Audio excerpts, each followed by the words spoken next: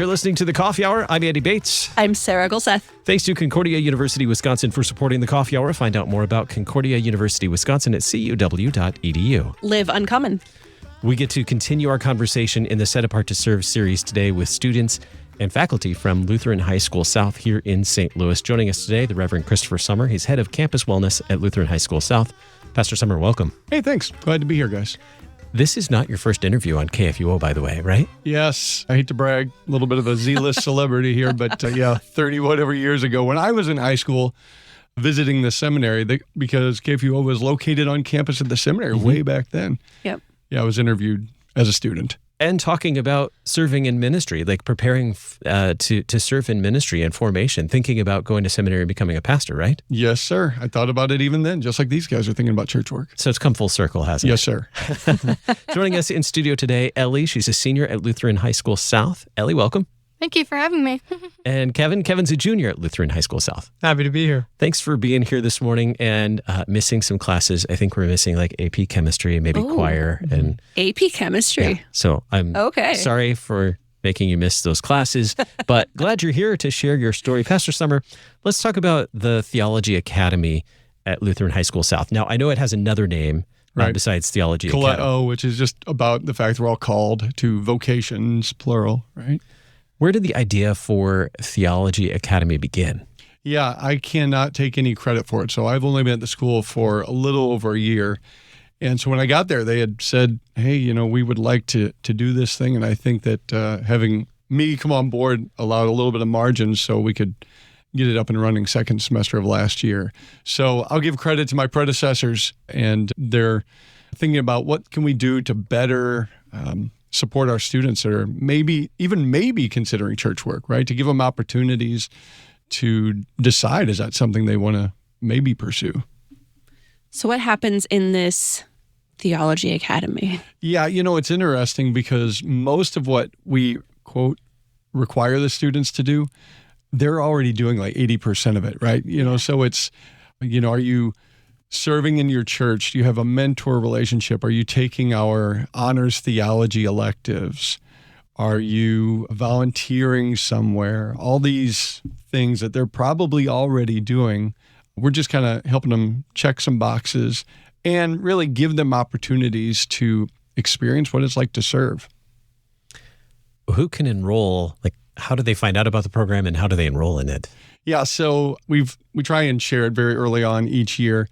We don't let seniors enroll only because we want it to be something that, you've kind of earned, right? So we feel if you're a senior and, like 6 to 9 months of work isn't quite enough to qualify to get the credit for what we're doing. So anybody else, freshmen, sophomores, juniors, they can all sign up. So let's talk about how you got involved. Ellie, let's start with your story. What interested you in the Theology Academy? I think it's since I'm planning to go into church work, this gives me a background that I can build upon and kind of like a foundation. Mm-hmm. How about you, Kevin? Well, I myself am interested in joining the pastoral ministry, so this seemed like a group that was right up my alley to get the resources that I needed and prepare me for that life of service. So, Ellie, what has your experience been? Because you're a senior now, right? So you've been in this for a little while now. What have you been learning throughout your time in the Theology Academy? I've mostly been learning what I want to do. So I want to be in music education and church music. So I've been shadowing a bunch of people, like the band directors, who one of them is actually a church organist also. So I've been shadowing him at school, but also, he tells me about how to do services and stuff like that. Yeah. How has your approach to serving as a church musician changed over that time? What did you think before starting the Theology Academy, and how has that shifted since you've been able to shadow and learn?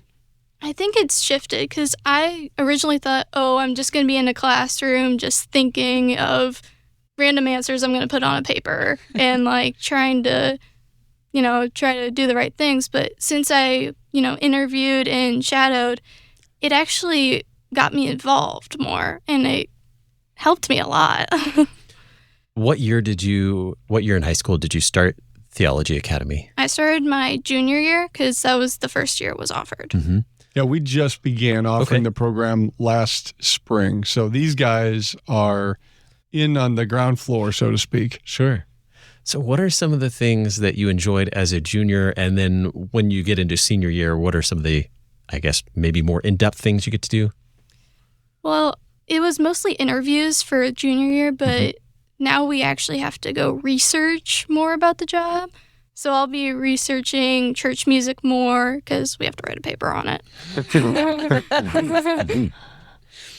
I see. How about church music internships at a radio station? That would be fun. Yeah, if you have any, I'm serious as a heart attack. You let me know because we've got students. I mean, honestly, we've got a lot of talented musicians who just yesterday in chapel, they shared their gifts and use it to our enjoyment and God's glory.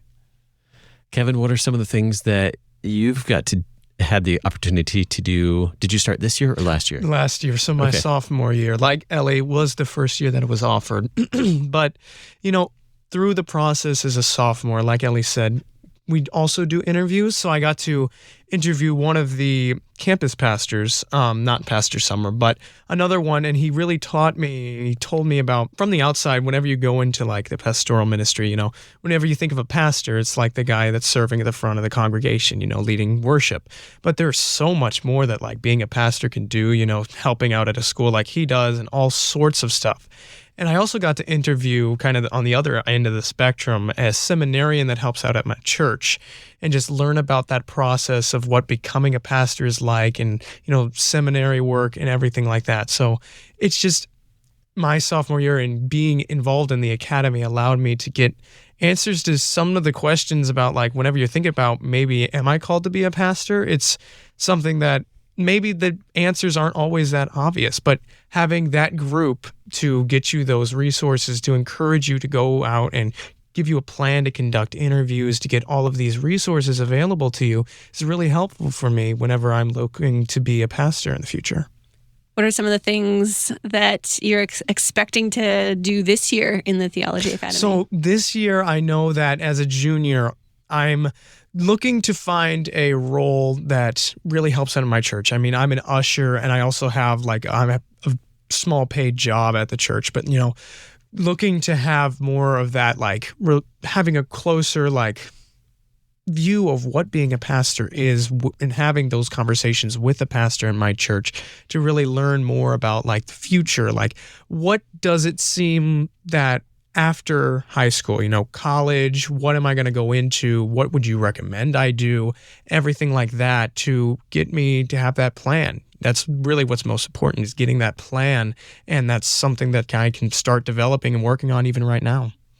So what has that led to? What are you thinking after high school? Well, in what conversations I've had with my pastor, it seems that one of the benefits of going into the pastoral ministry is attending seminary. So the requirement to attend seminary, it's not a particular degree. So that means that I can really choose to focus on things that I'm interested in. And I myself am part of the theater troupe at my school, so I can go into performing arts, get a degree there, or I could go into psychology. I've thought about maybe doing more of a counseling type role. Mm-hmm. And so going into those degrees of just doing things that I'm interested in it's really freeing because whenever people think about going to colleges, all the time they're so worried, am I going to get the right degree and to go into the right job? But because of that freedom that comes with going to seminary afterwards, I can focus on making my college experience one where I'm inspired to learn rather than feeling like I'm forced to learn. And that's really helpful. Ellie, what are you thinking next after high school? I'm thinking college. Okay. Yeah. Okay.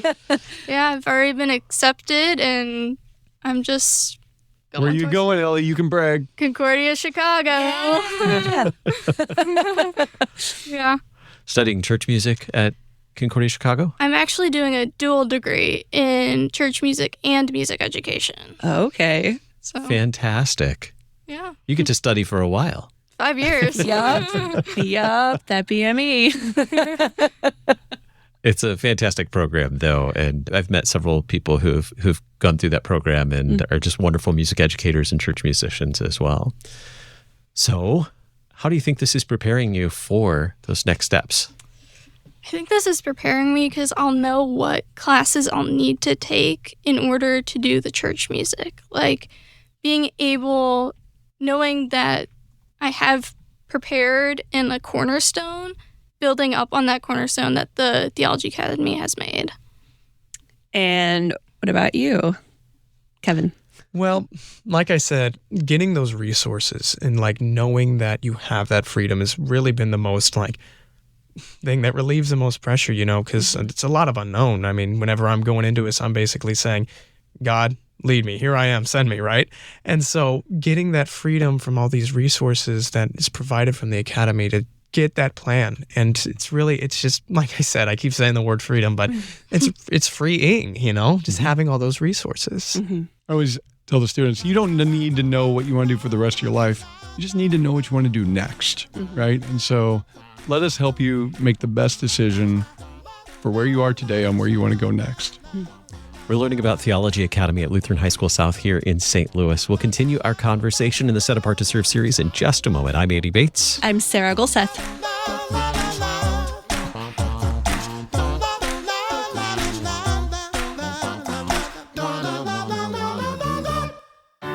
At Concordia University, Wisconsin, we believe you were created for a reason: to use your God-given gifts to help others, to live a life of self-sacrifice in a me-first world, to live a life that's uncommon. Whether you're taking one of 50-plus online programs or learning with us in person on the shores of Lake Michigan, you'll be equipped to make an uncommon impact. Learn more at cuw.edu. Concordia University, Wisconsin. Live uncommon.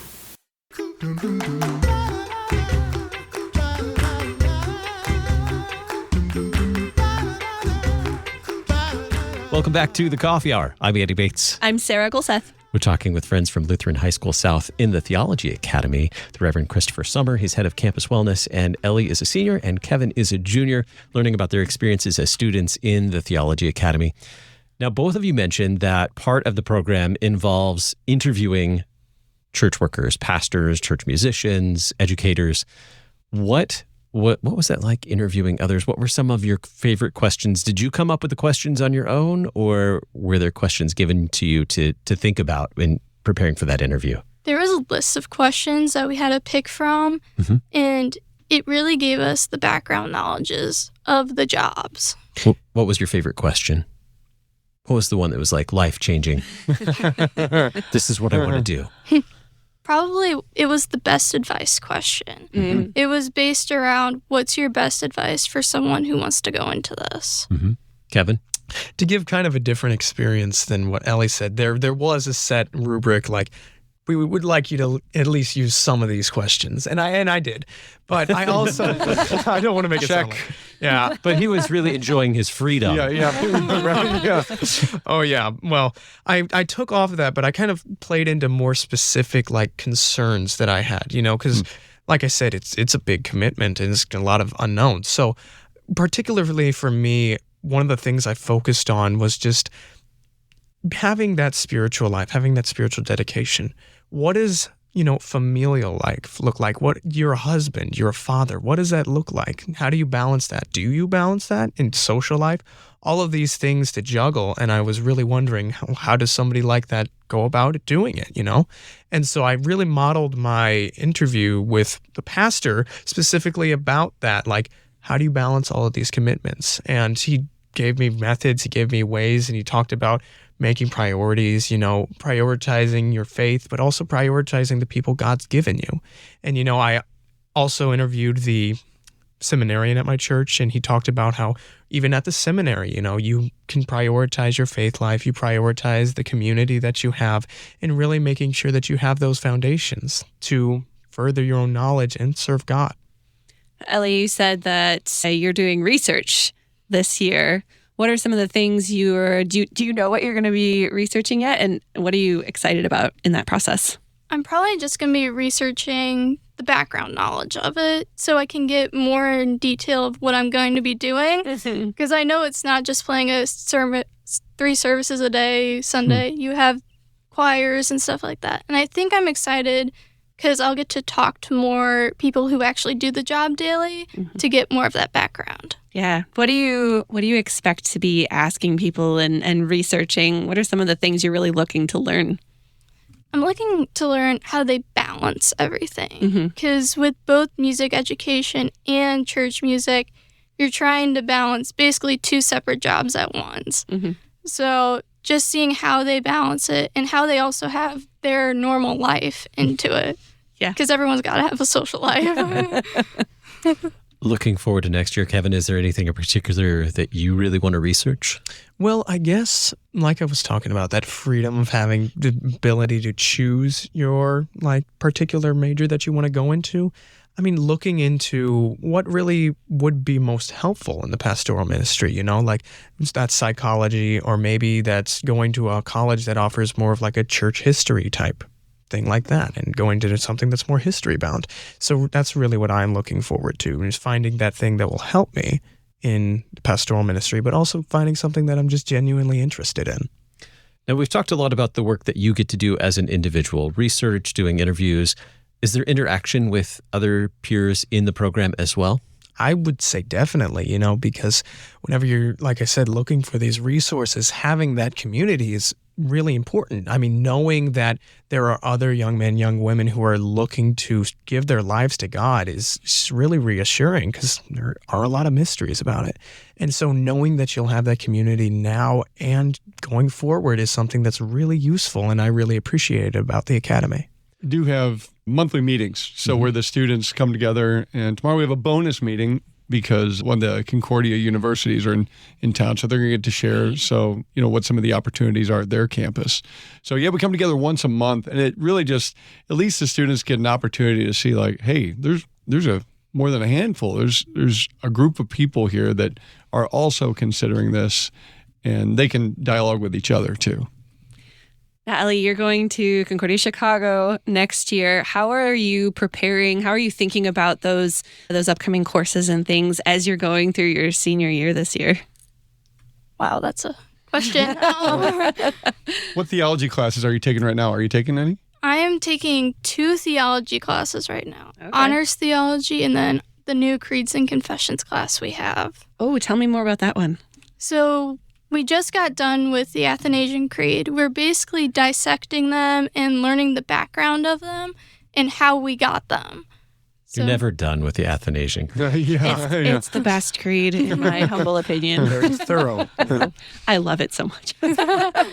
This is a class, the Creeds and Confessions, that we just added this year to support the Theology Academy. And so really, this is the students cracking open the large catechism, Yes. right, which is new, I think, for our student body. But I'm so impressed that, how many students are in there?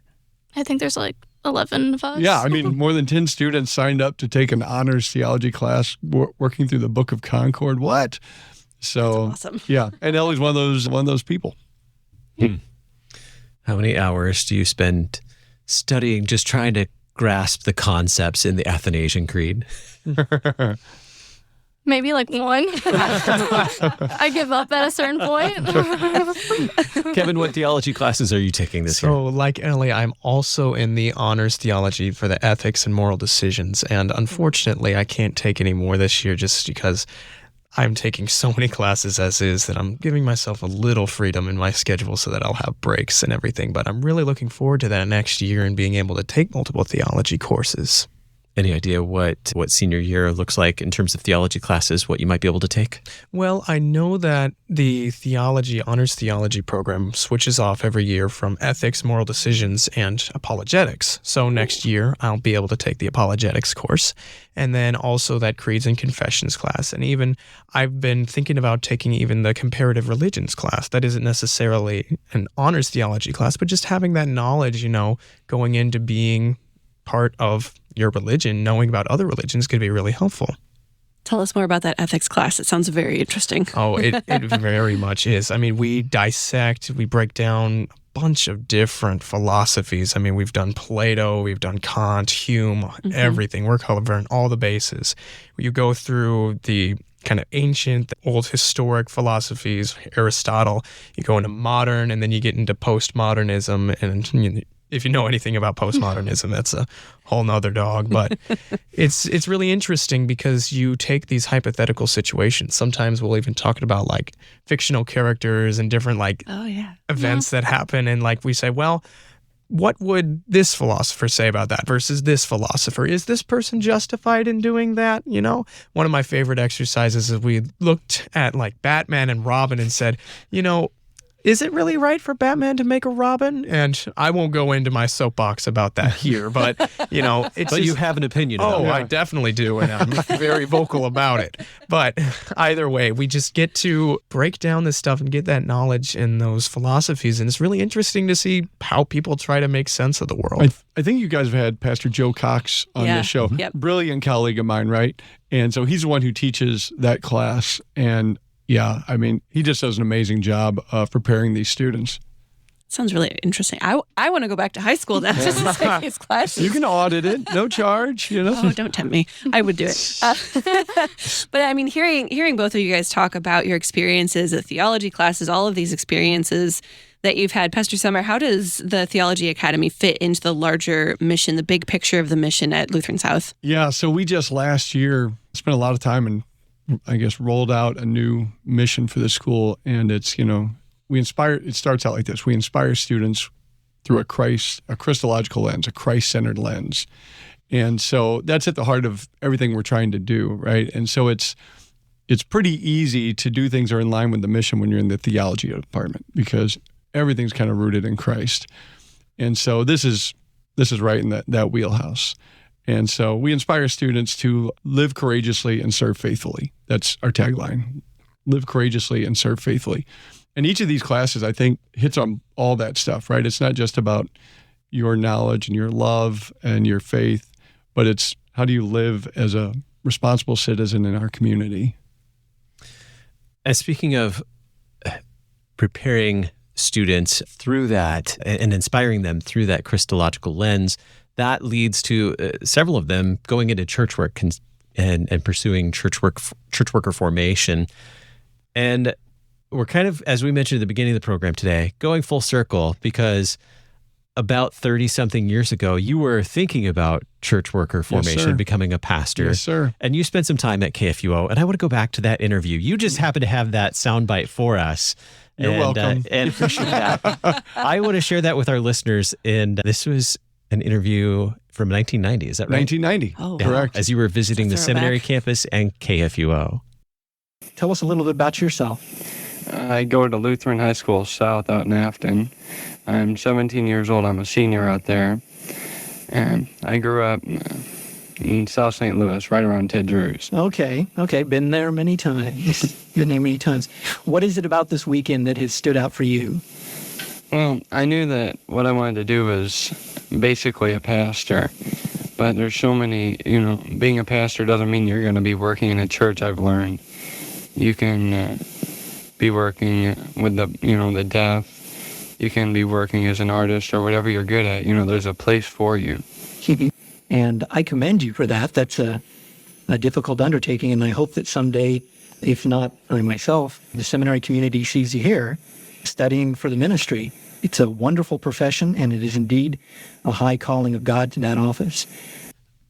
Wow, full circle. You were thinking about going into church work, and here we are today with your students. And you mentioned that you might not necessarily be a pastor serving a congregation. You might be a pastor serving in other ways. You're a pastor serving as a teacher. Yes, sir. And helping shape the lives of these students, particularly students who are looking at church work as a future for them as well. I'm a blessed man. Yeah, it only took 20 years from that interview to go to the seminary.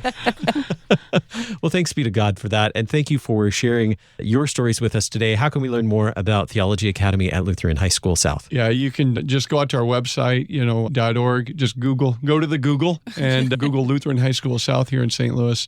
Or just call it, man. Email me. I'd love to bring you by, give you a tour, and just give us an opportunity to care for your students.